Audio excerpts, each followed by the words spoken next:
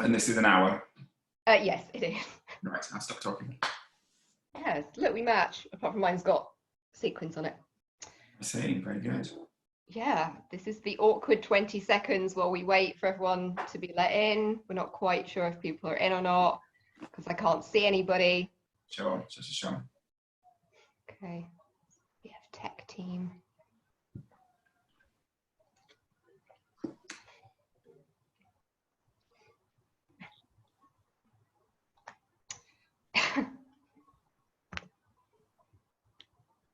Okay, attendees.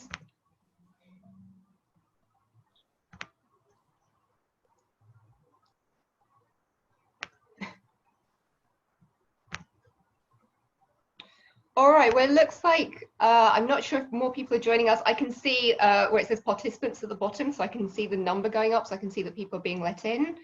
And it seems like the number is going up. So I'm just going to give it a few more seconds just to see if more people are joining. People who are already in the room, please feel free to put questions in the Q&A, which you should have access to at the bottom. We'll get to that. All right, so it seems like everyone's here now. People might join in later, obviously. So let's get started. Thank you very much for joining us. My name is Naomi Westerman. I'm a volunteer with the Barnes Film Festival and a playwright and a screenwriter. Today, I am joined by Olivier-winning, Tony-nominated, BAFTA-nominated, Emmy-nominated, multi-successful playwright and screenwriter, James Graham. That sounds like I've lost a lot of things, doesn't it? Loads of nominations, but no wins. Well, what else have you won? I know you've won loads. No, yeah, I've lost a lot of awards. I've lost loads of Emmys, loads of Tonys. It's fine. But you did win. What was the ice skating award you won when you were like? I won loads of ice skating awards when I was 9, 10 years old across the country. It was the career I should have had, but unfortunately, I'm a playwright. In an alternate reality, I would be interviewing you about your brilliant career as an ice dancer, and very much enriched by it. So I prepared a little blurb, which I don't need to because I already know your entire life history pretty well. James Graham, born 1982 in Kirkby in Ashfield. You started acting in school plays in your comprehensive school in Mansfield. You studied drama at the University of Hull, where you took your first play, Cole Not Dodd, the Edinburgh Festival. You moved to London, where you became writer in residence at the Finborough Theatre. Your plays there include Albert's Boy, Eden's Empire, and the play that started to make your name, Sons of York. You went on to write plays for the Bush, for the Soho. You wrote a play called Relish at the Tramshed, which I only found out about when I was researching this, so that was quite fun. Returned to the Edinburgh Festival in 2011. In 2012, your career massively jumped a huge level with This House, which obviously became a massive smash hit success. Since then, you've had a string of hits, Privacy, which transferred to New York, Quiz, which recently became a very successful TV series. You had Labour of Love and Ink running concurrently in the West End, Sketching, which did fine, and on TV, Coalition and Brexit, the Uncivil War, which was hugely successful on both sides of the Atlantic, and never stopped working. So James, thank you very much for joining us. Thank you for having me. And I should also mention, I misintroduced you. It should be James Graham OBE, shouldn't it? I don't actually know because I've not been given it yet. So I don't know if I'm allowed to. That was going to be my first question. I was going to say James Graham OBE, but are you? Because I know that your investiture ceremony was supposed to be this month, and has obviously been postponed because of. I was trying to imagine what a socially distanced investiture ceremony would look like. The Queen just comes out with like a plastic face, you know, kind of 2-meter long kind of sword and just kind of dobs you. So are you OBE or not? You know what, really weirdly, I've forgotten the date that I was meant to, but I think it might have been today. I think it might have been June the 23rd. I think it was today. I remember, but so I don't know. I've not been advised on whether I'm allowed to use my title or not, and not the type, you know, being an edgy anti-establishment playwright that I am. I probably wouldn't use it anyway, but yeah, no, that was a lovely surprise at the beginning of the year. I wasn't expecting that, but there we go. I'll keep my hat in storage. I assume the Queen will send you one of those emails, you know, here's our COVID-19 policy. I've got lots of questions prepared, but obviously today there's been some quite devastating news of another theatre going into administration. although this is primarily a screenwriting and a film workshop, would you like to talk for a minute about the state of current British theatre? And I particularly think a lot of our audience would like to know what we as the general public can do, or as, you know, artists, I'm sure there are a lot of artists also watching, what can we do to support British theatre right now? That is a very good and important question. Yes, I don't want to depress anybody. I'm sure it's going to be fine. There will be a cultural sector that we will recognise as being at least close to what we had before lockdown. But unfortunately, it's just really devastated by loads of people who are being told that they're going to be made redundant. So today, the Theatre Royal Plymouth, which is a theatre really close to my heart, I had 2 plays on there. The most extraordinary building, and it's really well loved by their local audiences, and in normal times completely profitable. But like no business in our capitalist system can survive 6 months of not earning any income. And because we don't yet know what the package of support is going to look like from the government, some theatres have no choice but to begin announcing redundancies and dismantling their work. So it's really upsetting, really devastating. Conversations are happening with the government. I've been on the peripheries of some of that. They are engaged, but obviously that's not enough. And the clock is ticking. This isn't a future problem for August, September, October. This is a problem this week. And even if they can't tell us what the package is, I think we just need them to indicate that they are going to help us, and that will help businesses make some decisions, or at least delay some very difficult decisions. Thank you for offering to help in this noble quest. Anybody who's out there wanting to, I mean, yes, it's very important. It's not just artists asking the government for loads of money for themselves. That is not how we want to frame the debate, and that is not what we're asking for. We have to convince the government that this matters to people, that it is politically advantageous for them to save art and culture because their voters, it matters to their voters, and we know it does matter to voters. So if you want to write to your MP and remind them that you think culture and art has had a value to your life, and that its loss would be devastating, not just the economic devastation, but the spiritual and emotional devastation that it would cause, that would be really, really helpful. You can tweet them or you can email them, and that would be wonderful. Thank you. All right, thank you very much. So I'm going to go very roughly in chronological order. So as I've mentioned, you were introduced to drama at your comprehensive school, doing school plays, and then went on to study drama at the University of Hull. And I know you've spoken before about the fact that your drama degree gave you a really thorough grounding in all different aspects of drama, rather than, obviously, I feel like a lot of playwrights I meet study sort of like English, or they study more the cerebral side. I know that you obviously did acting beginning. I know this is something that I found in my research, but when I looked for it again, I couldn't find it. There is a video of you starring in a short film, playing Man Sneezing at Bus Stop. Wow. Written and directed by one Richard Graham.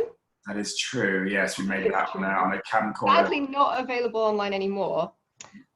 So I just wanted to know, how did those early experiences of being an actor and having experience in theatre beyond just writing, how has that helped you as a writer? And I'm particularly interested in your early experiences working at the Finborough, where obviously you didn't have the resources that you have now. Yes, so I mean, I probably, like a lot of people, I didn't know that you could write plays. I didn't know that was a thing. These plays are things by people long since dead, or people who are very different from yourself. Plays were things to be acted in. So that was, whether it's school or university, I was, I really enjoyed it. I wouldn't say I was brilliant at it, but I really enjoyed performing and making and devising work with and sharing it with an audience. It was only sort of when I started writing, being encouraged to write myself at university to create work rather than just replicate work. Did I really love, I guess what I love most about writing is that it's both an incredibly public and an incredibly private endeavour, and that discombobulating extremes where you are sometimes on your own in your own head for many, many days, and then suddenly you're plunged into a rehearsal room or a webinar, and you have to be very public. But it appeals to the safety and the vulnerability that I like to hold on to when making work, and then the collaborative nature of sharing it. There wasn't really a question, there was it? It's about, I mean, acting, obviously what you very well when you're acting is how live theatre is. It's a live thing. You are sharing the same space and the same oxygen as your audience. And writing for theatre, I think you should never forget that. It's not like writing a television drama or like writing a film. What you're doing is you're writing something to be experienced in the moment with a physical community of people. And so looking at the audience, the whites of the audience's eyes, especially when you're delivering your own material. When you mentioned the Fimbre, when I was at the Fimbre, I wrote a monologue which I performed and took around the country myself, called The Man, about a guy filling out a tax return, which I know doesn't sound very exciting, but hopefully it was all right. Amazing. No, it's one of my favorites. Yeah. Thank you. It was fun to do. So I'm happy. I'll talk later if you want about what the structure of that was. But you know, standing in an auditorium in North Wales, looking at someone's face as you deliver your own language, and feeling that the chemistry or the lack of it in the room, or the atmosphere, is an incredibly vital thing. And I loved starting at the Fimbre. So the Fimbre is a small 50-seat theatre in Earl's Court, and I did my first sort of 4 or 5 plays there. No money for commissions. You're working in the day and then writing in the evening. But what I loved about that experience was that it was quite a safe space to take risks and learn your voice, learn the things that you want to do. And be supported, but it not be too exposing. I don't think I would have enjoyed that big star-spangled debut at the Royal Court or the National. I think that would have probably actually destroyed me. I needed time to learn and get better, and I'm still learning. So yeah, I love the film, and also because of the ethos of the artistic director there, Neil McPherson. He's just a huge goober. He's a massive dweeb, and I love that. He's glorious. He knows so much about British history. So he gave me the confidence that as a younger writer, I could write these grown-up plays that you're meant to wait till your 50s to write about politics and about British institutions, and have quite ambitious scale, length, casts. So I loved it, and yeah, I felt really safe there. I learned a lot about how to write these big plays for a small space before I did big plays for big spaces. Cool. I'm going to intersperse my questions with some audience questions. So there was one question that I thought was really interesting, going back to what you were talking about, asking the government for not a bailout but an investment. So there was a question I thought was really interesting from someone who's just down as anonymous. Yes, this ties into one of my questions. Speaking of capitalism, as an anti-capitalist, I struggle to think of asking for money. I feel it's wrong, as I'm more of a street artist than a writer, and I feel that art would be free. Could I ask my audience for an exchange, like bring your own food, bring your own bottle, or is this a mindset I should get out of? So I think that's a really interesting question. Like I mean, obviously, like there is a lot of stuff kind of happening on the fringe where it's kind of like more outside of that kind of traditional capitalist model. So yeah. I know. And of course, because of the interplay between our state subsidized sectors and the commercial sector, a lot of the things that you'll find that are commercial in the West End or on Broadway or touring may have started out as quite a huge risk in a subsidized theatre, or in a workshop in a subsidized theatre. So I mean, yeah, I mean, I wouldn't presume to advise you on how you should be supporting yourself with food or anything else from your audiences, but I think you're right to ask that question. It's and I wouldn't let that go. No, of course not. Look, we live in the world that we live in, and we can, separately from theatre and art, or inclusive of theatre and art, try and change or improve that. But you as an artist need to sustain yourself and your family, and that costs money. It costs money to make work. Prior to the events of a couple of months ago, I didn't. The balance wasn't horrible. It wasn't great. We're not Germany, and Germany, who are all economists, it's no accident, just decide to really, really fund art, keep ticket prices low, give artists the space and the time they need to take risks and discover what the work is. We're not that, but we're not America. We're not a completely philanthropic, privately funded endeavor where the work has to make its money back.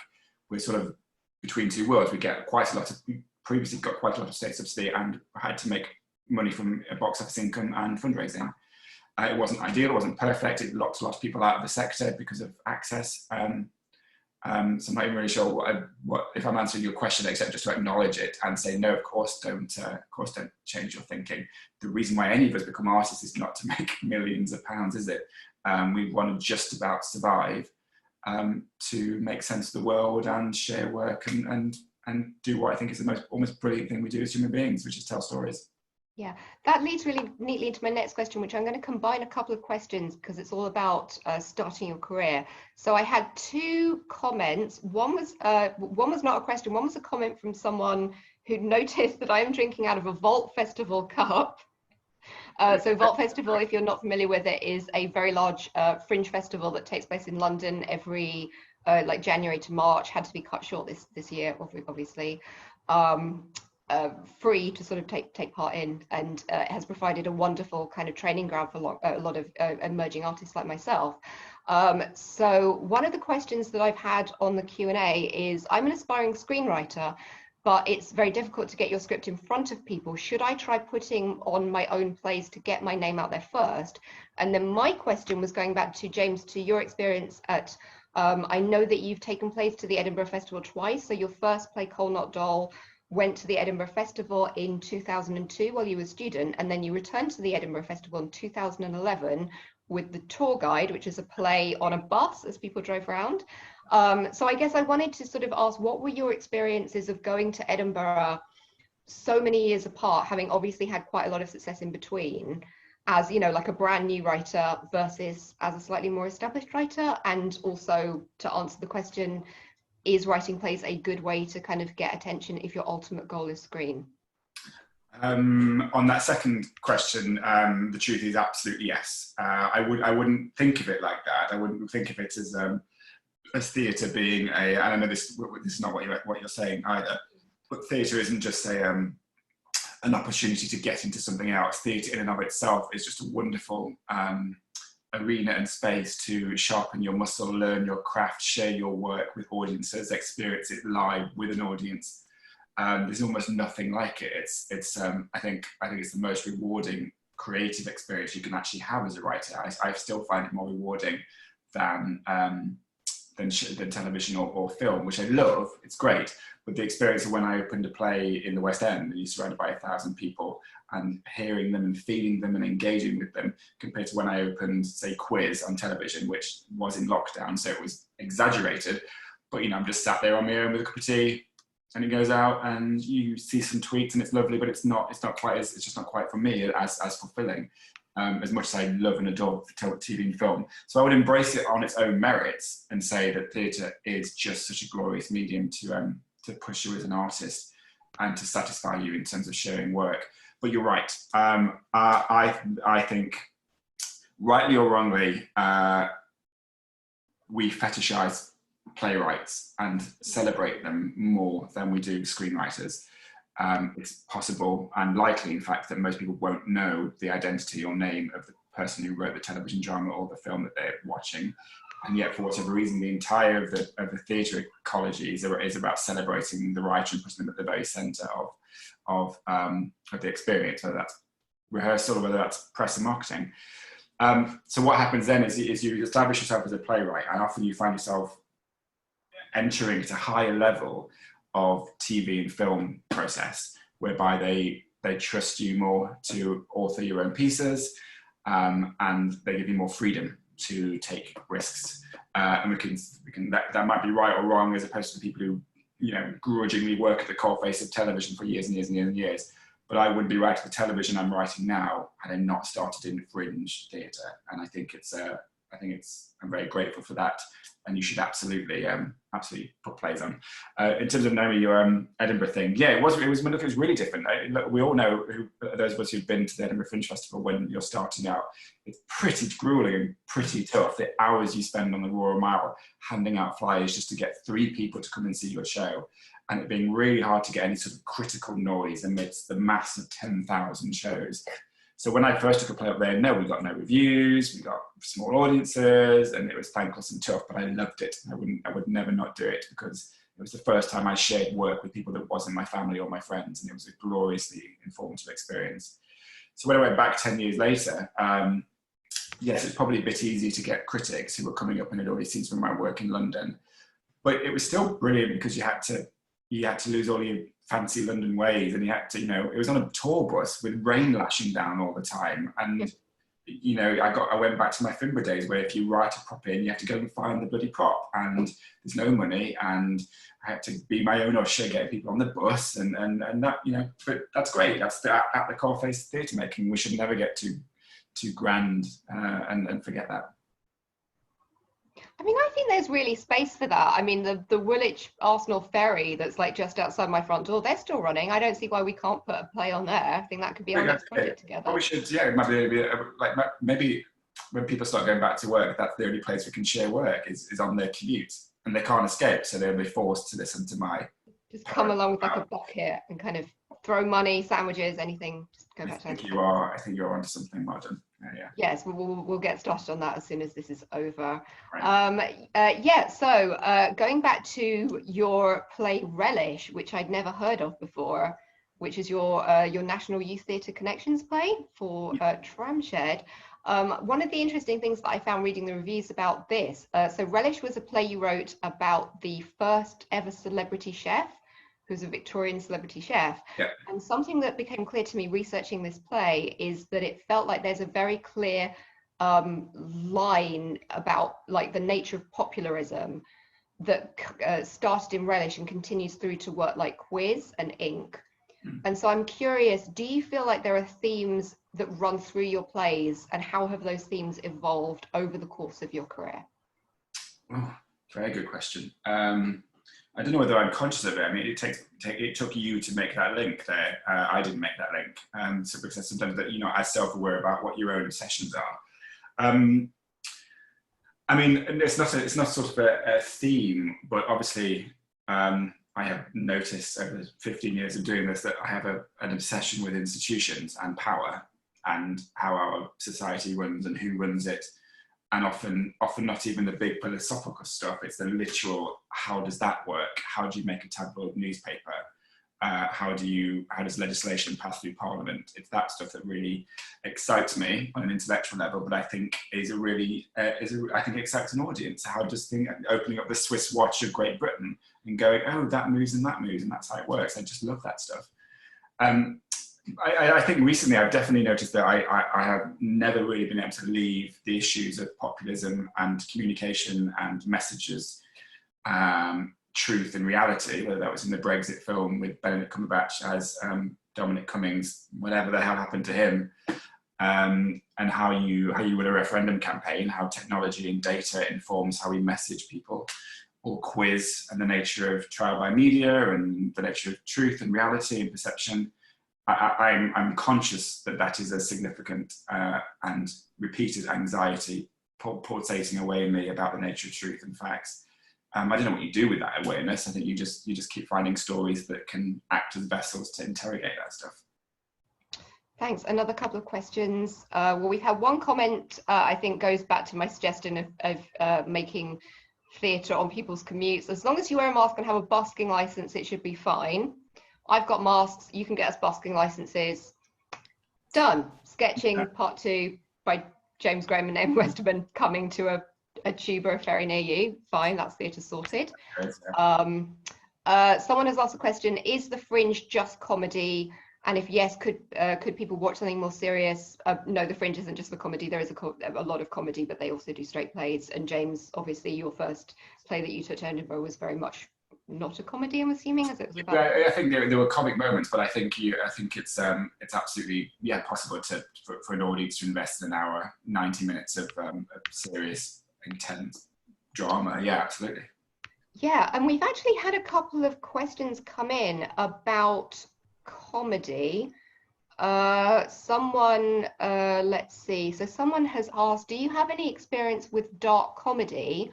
Or if you haven't, how do you do it, particularly if the subject is super controversial? For example, I want to make a Shaun of the Dead style film about COVID-19. Should I avoid this like the plague, pun not intended?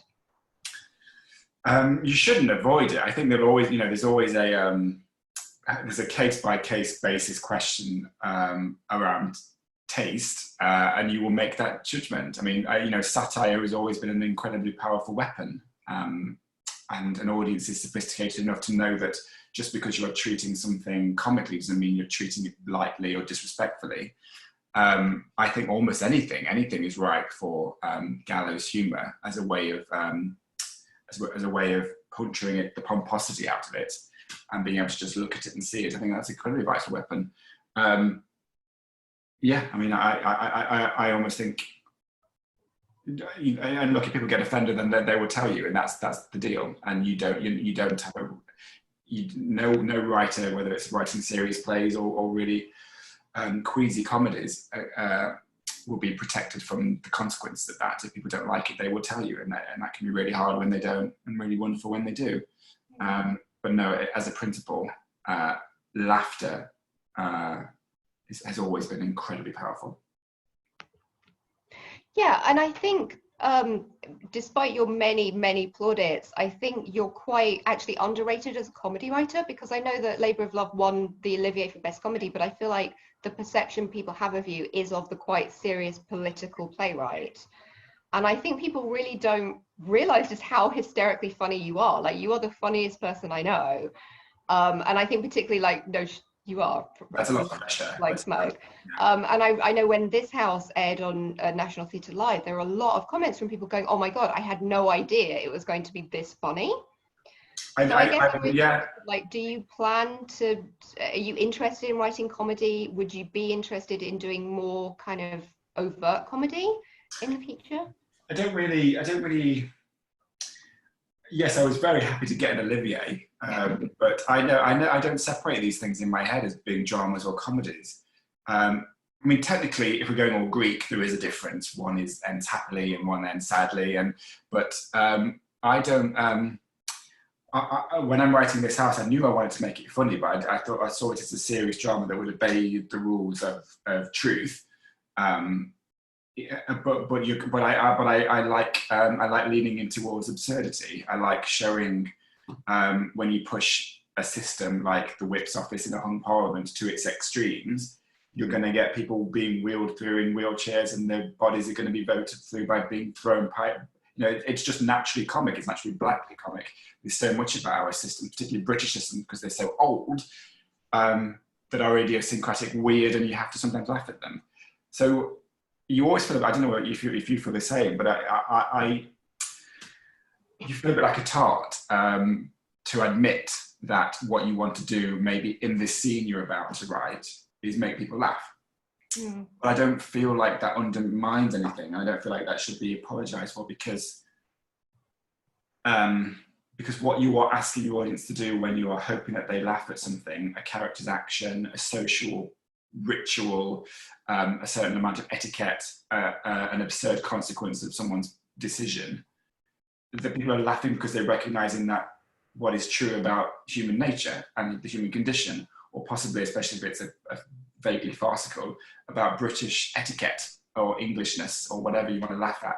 And that's, so what you're aspiring for, even though it sounds cheap, oh, I hope they laugh at this, what you're aspiring for is truth. And to pierce that and to go, you know this, I know this, what is it about people that do this at a dinner party or we're in their office? I think it's the most, and I just also think because theatre, and I know there are even directors who deliberately try and not make their audience laugh because they don't want them to let them off the hook. And I totally get that. But I just think there's no better evidence of theatre's power than having loads of strangers guffawing together at something in the dark. I just think it's brilliant. I just think it's so powerful. Yeah, and I think there's something, it goes back to what you said about the inherent kind of liveness of theatre and what happens when you have a room of strangers sitting together in a dark room. It does feel like when you put on like something that is kind of advertised as being a serious drama, people really want to laugh, you know, and it's like the more serious or the more tragic it is, something that would not normally generate a laugh will get a laugh. You know, if someone stumbles over a line, if someone falls over, Yeah. you know, it's like the level of nervous tension in the room, in the audience, is so high. Yeah. They're really, really willing to laugh. Whereas I think if you advertise something as being like, this is a farce, this is a comedy, it's much harder. Yeah, I think that's really well put, actually. And I'm sort of conscious of also doing that when what you're putting, what you're offering to an audience is they're coming because they think it's going to be an important play because it's State of the Nation or it's about Parliament. And so to puncture that early on and quite aggressively and go, no, we can also have a good time and don't worry, I think is really vital. Mm. But we might need to wait a bit more time for James Graham's second farce. I know you wrote a farce called The Culture a few years ago. I did, which I was really proud of. I really enjoyed it. It was a bit, it was hard because instead of, I was told that most farces, the laughter comes from social awkwardness and seeing people put into socially awkward situations. And my farce was generated around statistics and art statistics and the value of art, and because it was set at the Hull City of Culture, and in particular the department in the Hull City of Culture that was designed to measure economic, social impacts of art on the city, so they could go back and say, well done, this was money well spent. And I wanted to find farce around data and statistics, and it was quite tough. But I was really proud. I'm really pleased with it. You should be very proud. I think the thing that I like most about The Culture, and I mean I didn't see it, but I read it kind of a long time later, is there's a subplot where one of the characters dumps. There's like stuff that's been fly tipped. Yes. And he calls the council asking for it to be removed, and then some people decide that it's art and become very passionate about defending the right of this fly tip like fridge to stay. And the reason I thought this was funny, this is very self-indulgent, so I apologize, is that obviously we met working on the sketching project, and the play that I submitted for that was about a group of people pulling the reverse stunt, pretending that random stuff is actually conceptual art. Yes, yes. And when I read that in The Culture, I was like, oh, that's why I got on sketching, because I'd inadvertently, I guess. I'm sure I wasn't necessarily conscious of that, but maybe it did appeal to things that I find funny as an idea.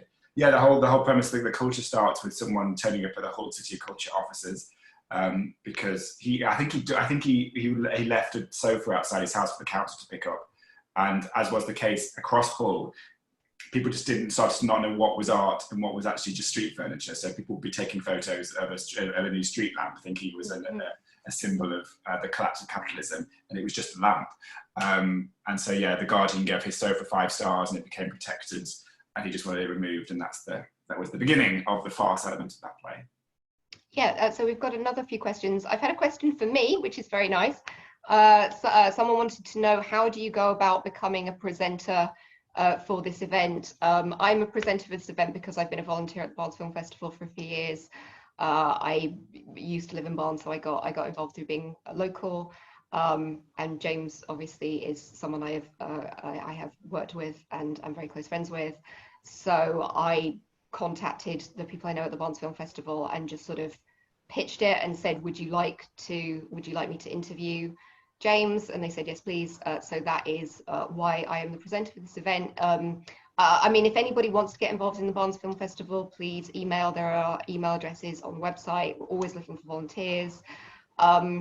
You know, and I mean, if you've got any sort of like interview experience, you know, we're always looking for people. I'm interviewing Neil Gaiman on Thursday, which is a massive name drop. And that's just something I just got an email completely out of the blue saying we need someone with interview experience to do that. So yeah, please, you know, if you want to get involved, please do email, and please check out my Neil Gaiman interview on Thursday, which will hopefully be a bit more formal and a bit more professional than this one, having to do actual research for that one. Okay, so if you volunteer, can you still submit a film? Yeah, absolutely. I think it's completely separate. Obviously, you can't be a judge for the films, but you can still volunteer. Someone made a comment. It's like that person who left their glasses on a plinth in the Tate Modern by mistake. Going back to The Culture, very much it is. Had a question. There seems to be a stigma about writing music into your script. Is this BS? What do you think? I know you like music in your scripts. I've never heard of that stigma. So it is BS, yeah, absolutely. I mean, I think I always treat, because of the collaborative nature of theatre, I always treat play scripts as though they are just manuals that signify to the reader, the director, the actors, your intent. But that doesn't mean they can't then translate that into something else or something better. So I would never presume if I say it has to be the third single on David Bowie's 1983 album, I would just say, I'll write that in, because what that signifies to the sound designer or the director, what I think it should feel like. And then they can challenge that, they can push back on that, they can come up with a better idea. So it's about not being precious about it, unless you can really justify the specificity of your reference. But no, I think, you know, we are the reason why I was always told that playwright is spelt the way it's spelt, not right as in writing, but right as in, you know, I can't think of any rights, Cartwright. Right. Thank you. It's because it's a craft. You're building a thing. Your job is not just to provide words for the actors to say. You're building whole universes and whole worlds, and you should take responsibility for that. And if you want music, then tell them. So that seems like a very convenient segue. You're writing a musical right now. Would you like to tell us about writing a musical? Sure. I mean, I've sort of done one before. This is my second. You don't need to talk about Harvey Weinstein. Wasn't going to. Yes, I'm writing. It is a musical, which is literally writing. Was writing it before I logged on, and I'll be writing it when I log off. It's because my lyricist is a guy called Jake Shears, who used to be the lead singer in Sister Sisters, and he's currently in New Orleans. So we have to balance our days out with one another. And who else are you writing it with? And then we're also writing with Elton John, who is, I think, actually now in London. Literally never mentioned this before. Look, yeah, maybe he's in the panel. Maybe he wants to ask me some questions. Yeah, so he's doing the music. So the stage we're at the moment is that there is a script, there's a draft with scenes and characters, and they say things. And we're trying to develop some numbers to some new songs to go into my new draft, because it's a bit of a weird process in that the songs have been written. A lot of the songs had already been written because the script had been developed by other people. And I came on and I wanted to do something completely different. So I rewrote what I wanted my musical to be. And very, very generously, the other collaborators are willing to sort of write new song material to go into that. It's a great process. I mean, ultimately, you know, Elton is going to go into the studio next week, and he's going to hopefully try and write 3 or 4 new songs, and then we'll get them, and then we'll work on them, and I'll work on them, and I'll adapt my script based on his songs, and then he'll adapt his songs based on my script, and it's a very fluid thing. I'm sure no one's ever done a successful musical on Skype and Zoom. I'm sure that's not how Sondheim works, but we are where we are, and we're trying our best. You did a reading of that, right? Like last week. So how did that? Was that the reading, or was that something else? I read through it with Jake, the lyric. Yeah. So so this is purely just about content and not about the melody. So Elton wasn't involved, and we just went through the script again. And Jake is right now trying to adapt the lyrics. So we went through the whole thing and looked at themes, characterizations, journeys, that kind of thing. Cool. We've had questions. Do you need any help with the musical? There's no harm in asking. I will let you know. I mean, yeah, I do. It's really hard. I need all that I get, but second in line after anonymous commenter. Sure. Oh, I saw a question at the very beginning that I think we missed from Stephen. So at the very top from Stephen about Brexit and quiz. Was that the one about the scripts? I noticed you use the framing device for trial, interrogation, in Brexit and quiz. Yes, I hadn't thought about that. Is this a technique you like and choose deliberately? Yeah, so in Brexit, it starts with a future interrogation of Dominic Cummings, played by Cumberbatch, being questioned on his role in the referendum.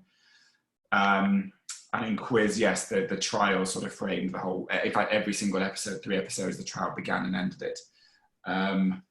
I mean, it was conscious for those things. I think they're really useful. I think it's really useful when you're dramatizing real life to call out to the audience and acknowledge that time has passed and that we are looking at this from the future. Mm. And I think also, I think the question always, you always ask yourself when you're dramatizing a real life event is why are we doing this? Why am I dragging this coughing major scandal 20 years ago to tell this story now? Why am I telling the Brexit referendum story now? And what a framing device does, especially if it's an interrogation or a job interview or a trial, is those processes just ask questions. So in a way, you can tell the audience why you're dramatizing it. Somebody can say, what was the real nature of what happened in that referendum, and why did it turn out the way it is? Like a character can say that, and you say to the audience, this is the window through which we are going to look at these scenes and these events. Similarly with quiz, it's a trial that goes, they maintain their innocence, they maintain their guilt. Who's right? And it just helps the audience to see a series of recent historical events through a question, I think. We've had another question, whether you would ever release the scripts to Brexit and Quiz. It would be really interesting to see how to write drama around stock footage. Yeah, I would happily do that. I can do that myself, or speak to publishers if they want to publish them. But yeah, around stock footage. Yeah, with Brexit, I didn't write it around existing material. I wrote the joy of being a writer, sometimes it's someone else's problem. So I wrote what I thought the story was, and sometimes I would say, and in this bit, there'll be an interview where someone says something about Turkey, and that's not my job to find that. That's someone else's job to go and find sort of the right feel. But you're right, with Quiz, the only thing I had was his performance on that night, which was hugely useful, and I sort of had that as an island in the middle of the series. Yes, I will. I'll try and find a way to make this available. Excellent. Question from Carlos Nobrega. How did you first get into film? Other than your man sneezing at bus stop. Odyssey. I'd always looked at TV and film. That was my first access to any drama way before plays and way before theatre. But it was through theatre that I started getting offers for developing TV and film ideas. So after spending 3 years at the Finborough tiny 50-seater, you would sometimes develop reputations, or people would see that you had a play on, or they'd see a review of one of your plays online or in a paper. So you might get invited into a meeting by an independent TV production company who just say, send us some ideas if ever you have them, and you develop those relationships. It takes a while. You don't walk into the BBC and they give you a 6-part, 9 o'clock series. You have to have huge patience and huge acceptance and humility around the fact that it takes a while for you to learn, and for them to trust you. So I didn't, I'm still learning that stuff. But yes, you develop relationships really with independent producers, who are the companies, there's hundreds of them, Tiger Aspect or Endemol or House or Company Pictures, who make the show, and then you pitch to them ideas, and then they take those ideas to the broadcaster or to Netflix and Amazon, and they try and get you a commission to write the script.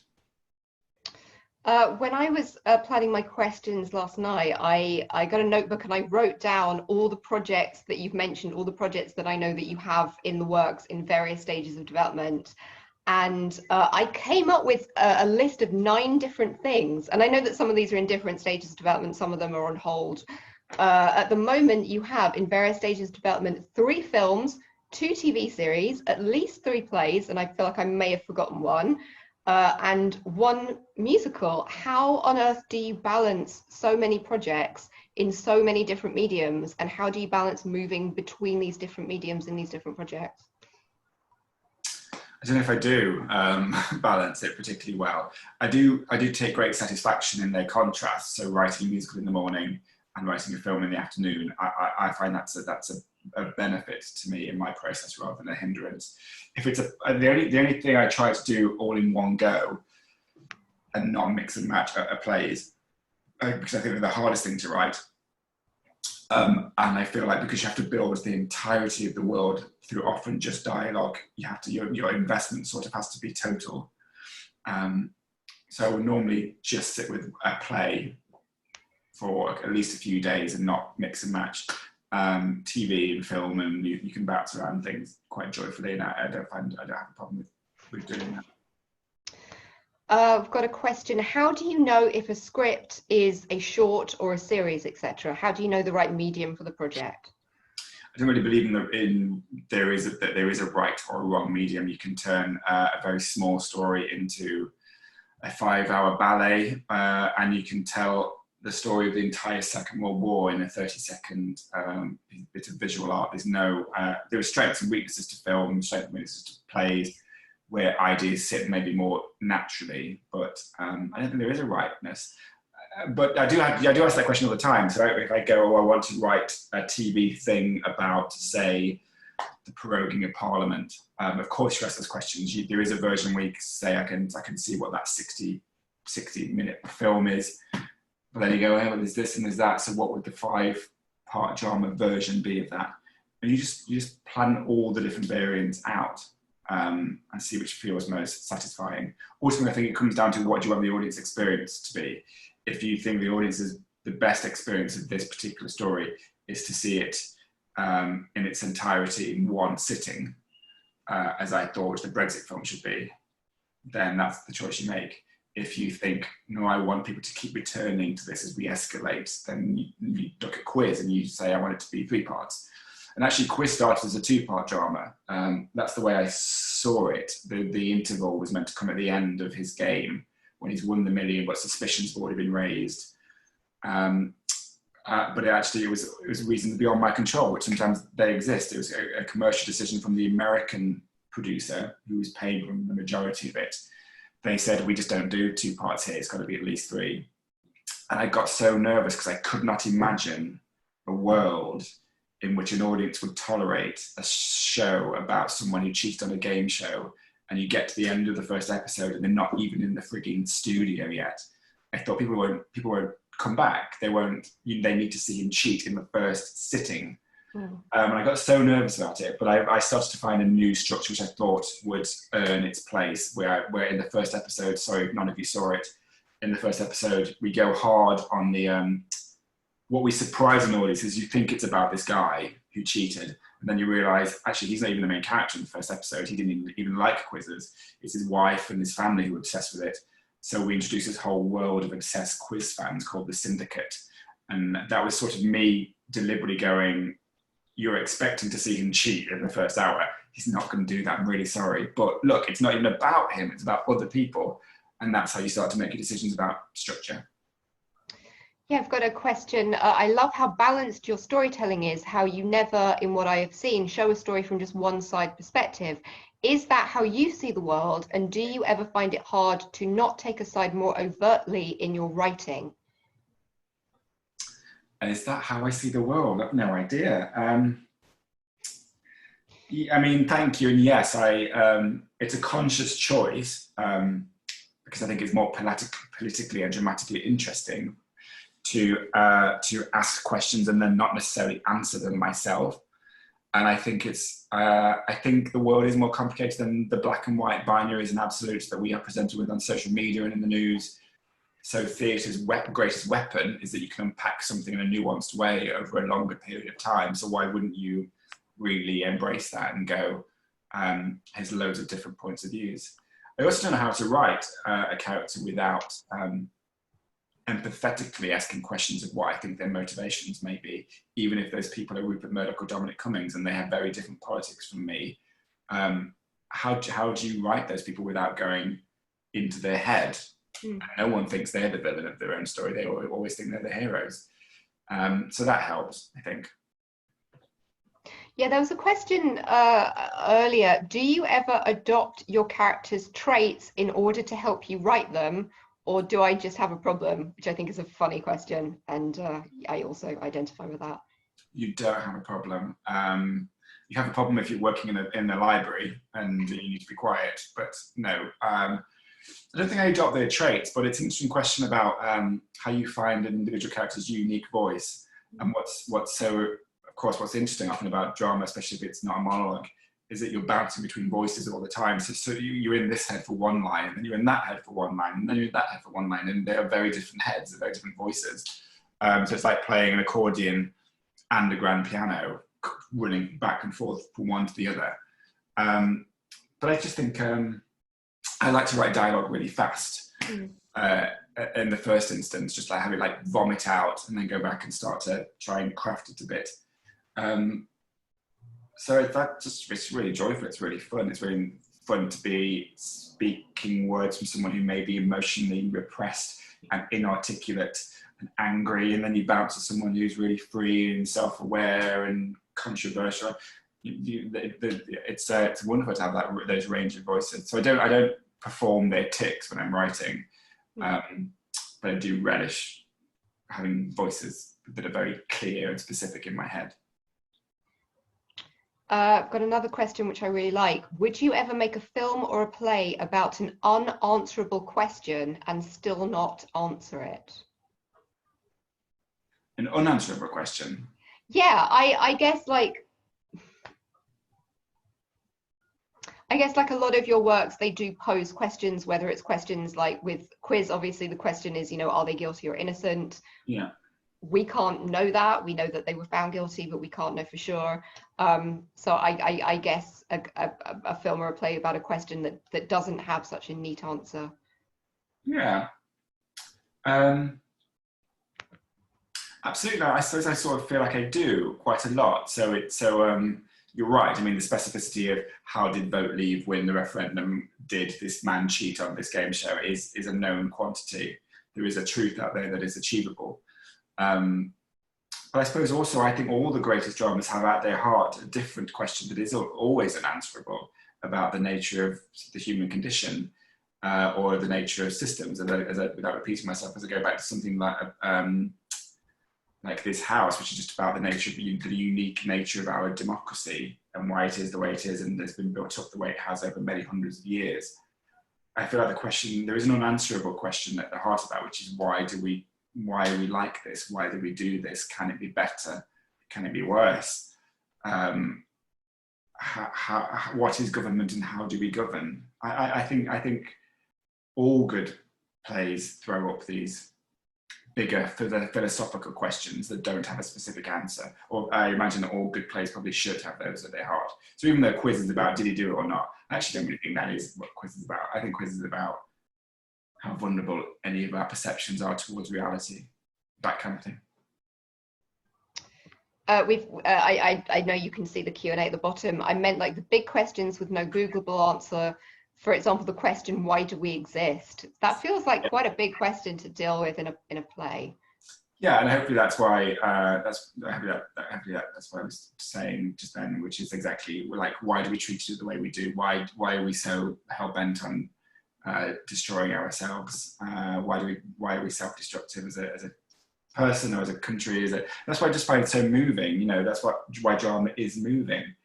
To watch stories where people sometimes can't be the best versions of themselves or want a certain thing and then go about enacting strategies to get it and end up destroying it. And that's what we do every day. I probably destroyed things that I wanted 17 times today through my own flaws or through my own self-destructive nature. Whether it's I want a good cup of tea or I should treat myself for a nice lunch and then I don't do it. It's yes, exactly. So yes, I agree. Why do we exist is a great question, and probably actually the question at the heart of any drama: what is existence and why does it matter? That's true. Simon Stevens, whenever he does like writing workshops, whenever he talks on writing, he always begins by asking what is the difference between humans and animals. And the question is that humans are the only creature with the capacity to have self-reflection or to have consciousness. Yeah, that's why theatre is brilliant and absolutely crazy. Like it shouldn't exist. Imagine if I don't know, badgers became briefly self-aware, and they went, "What's that thing you do where you all go into a room and watch people play out a scenario? Why the hell do you do that?" And we know why we do that. It's because it helps us make sense of our existence and why we behave the way we behave. Yeah. So did you treat yourself? Why I suddenly thought about badgers becoming self-aware, but that's my reference point and I'm sticking to it. I love it. I've been up all day. That's fine. That can be the plot of our play that we perform on the Woolwich Ferry. We'll just find some badgers. It'll be great. Yeah, all right. To go to a slightly easier question, although this will probably take hours because it's so many projects, other than the Elton John musical, what can we expect to see from you in the future on film and on stage?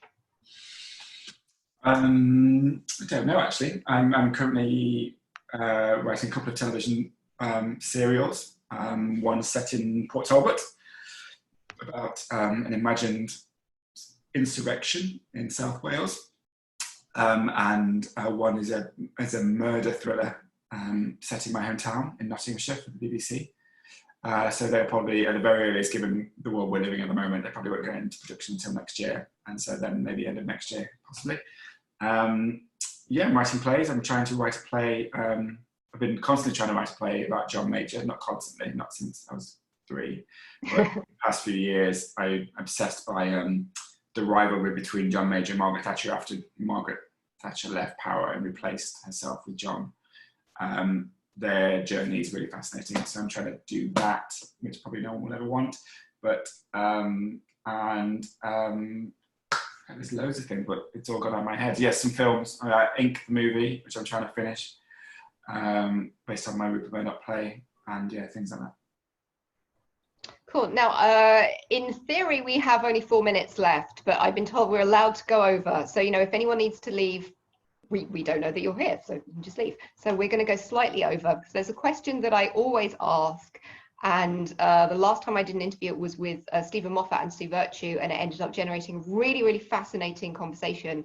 So the question that I always ask is, James Graham, what do you consider to be your biggest professional failure, and what lessons did you learn from it?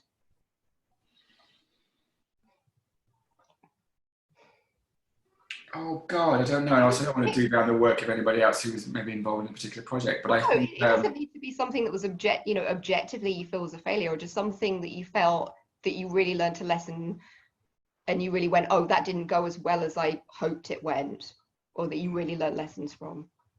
It's a very good question. That you're not. No, I won't answer it. I've just had so many successes. I just can't think of the failure. I'm kidding. I mean, yeah, I failed, but you fail in small ways in every single project, even the big hits when you sat there going, that bit's terrible. And I can't believe I've got away with that. That happens all the time. I don't know, I'm sorry. Well, should we talk about sketching then? Because I mean, I don't consider sketching a failure at all, but obviously the reviews weren't amazing. There were things that perhaps happened on that if we'd had more time and more resources, I think would have made it a lot better. Yeah, I think that's true. I mean, on its own terms, this came from that documentary that was made by me where they decided to sort of suggest that this was something that hadn't gone as well. But actually, in terms of creating working relationships with some emerging artists, yourself included, that's exactly what the job was meant to do. It's meant to fund some artists, give them some money, give them a stage, and yeah. I mean, it got a plethora of sort of 3 stars, not 5 stars. And if we think 3 stars are terrible, then I would disagree. But yes, you're right. I mean, it wasn't. I think with more time, the challenge whenever you sort of put different voices into one anthology is how it feels cohesive as one performance experience. And I think we went some ways to sort of cracking that. We had a writer's room rather than just sending off individual writers to go away, write a play and come back. How we tried to split and merge all those different stories together in one evening, I thought was quite fun. And yeah, probably the scale of the ambition probably sometimes maybe meant that if we'd had a couple more weeks of writing time, we would have all been happy with it, which I think is always the case. Eventually you always have to stop because the audience are coming in. So you just have to stop and give it. So yeah, but it's like, and maybe you have a view of this, but in terms of what the lesson is from that, I don't know. I believe in the actual process and the actual product, but the only thing I can think of is on reflection, the scale of it and the ambition of it should probably have had more time.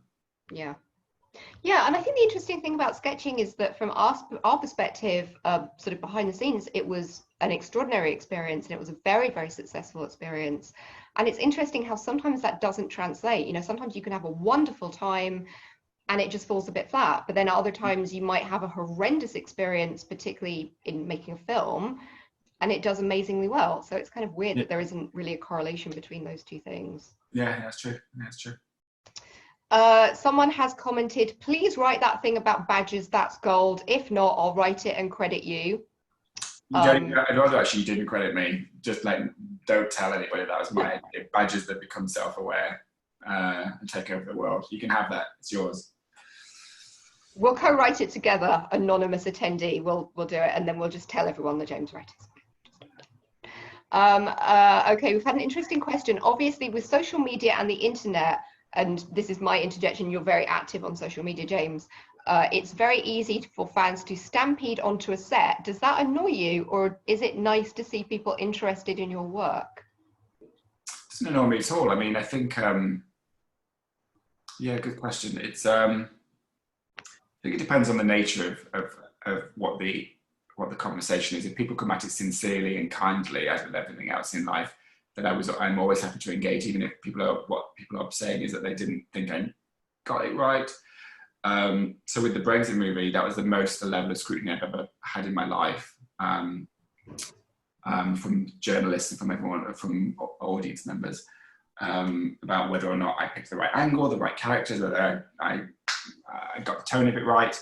And you make a movie about Brexit, the swamp into which you're wading. And I believe, without being romantic and sentimental, I believe in the power of drama, films, TV dramas and plays as being public squares where you enter them and you use it as an opportunity to have a massive conversation.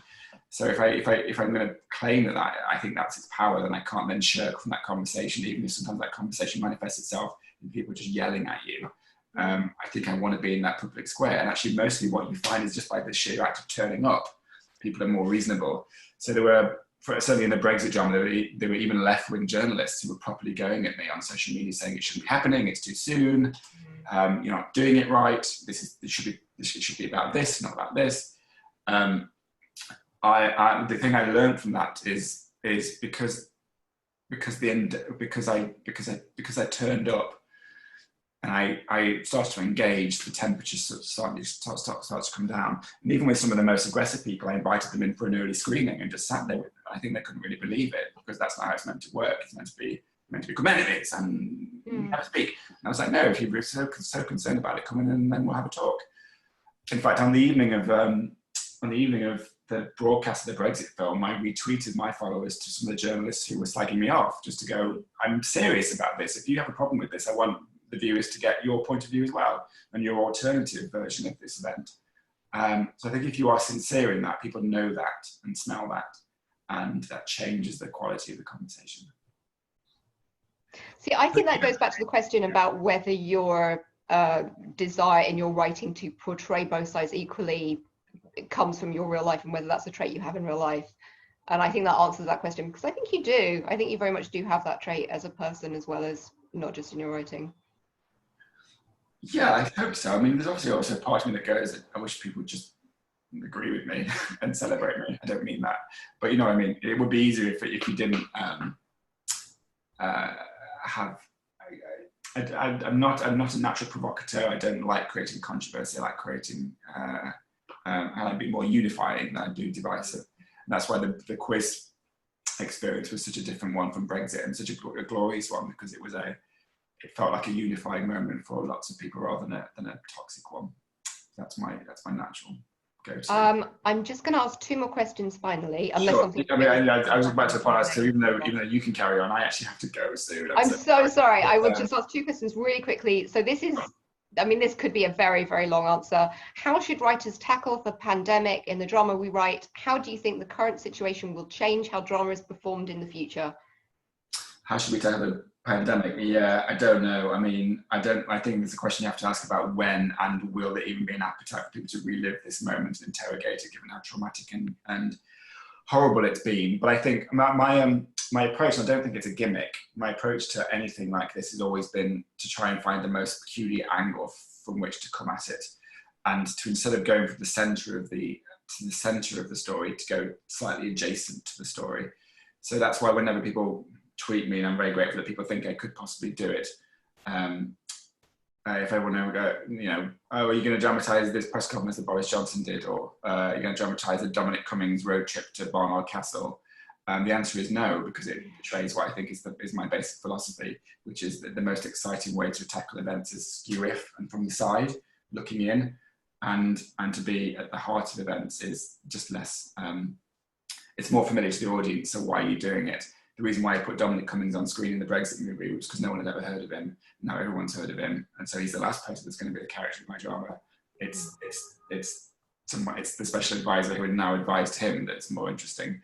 And in terms of how production and producing may change, I guess we just don't know. I mean, hopefully it doesn't matter, because in the short term, we're going to try and get things up and running. And there's loads of boring questions in film production about insurance and testing and how you can quarantine the two actors who have to kiss or stab each other, and because they have to be clear. I mean, it's all that stuff. But hopefully the belief has to be that in a couple of years' time, we won't have to worry about it, and we can just make work the way we always do, which is in a room together. And that's the most important thing. Okay. So one final question. Someone has just commented, I'd be interested in DVD of this whole event, just to say there will be recordings of this interview and all the Barnes Film Festival events available through the Barnes Film Festival Hub, which you can access on the website, so you will be able to view this later on. I assume that's what this whole event refers to. So final question for James. Whose work has influenced you most as a writer, and what tips would you give to screenwriters or playwrights as well who are just starting out? Whose work has influenced me? I mean, gosh, in terms of film, I mean, certainly people like Charlie Kaufman and Aaron Sorkin, I would say, are huge influences, probably because they deal with similar worlds, political worlds, and reality, and how you frame an event. And in terms of tips for writers, I think, I mean, I just find reading other people's scripts impossibly useful to see how they approach communicating what they mean to the reader, and also little things like how they format it and how they structure a sentence that they want to sound like real people talking, what weapons they use in terms of grammar and dashes and things. So reading, and actually there is, I probably shouldn't say this, but you know, if you took less than 7 seconds on the internet, you can often find available screenplays from films you've seen, or you can buy them online. Films you've seen, and then you go back and you read what was the thing the writer handed in to make that thing that you've just seen. I think that's so useful. So reading scripts, just reading scripts, I think is valuable. All right, well, that is all we've got time for. We've only gone over by 7 minutes, which I think is not too bad. So James Graham, thank you very much for your time. You're welcome. I'm going to go away and read my copy of The Culture again for tips. Available at all reasonable. I will let you run to your next appointment. Thank you very much. And everyone who joined us today, thank you very much. And I hope you stick around Barnes Film Festival, check out some of the film screenings, more of the Q&As. I'll be back here tomorrow with some workshops, and then back on Thursday interviewing Neil Gaiman. So James Graham. Thank you. And thank you everyone who came along. Good luck with all your writing. Yeah, all right. So, cheers. Thank you. Bye-bye.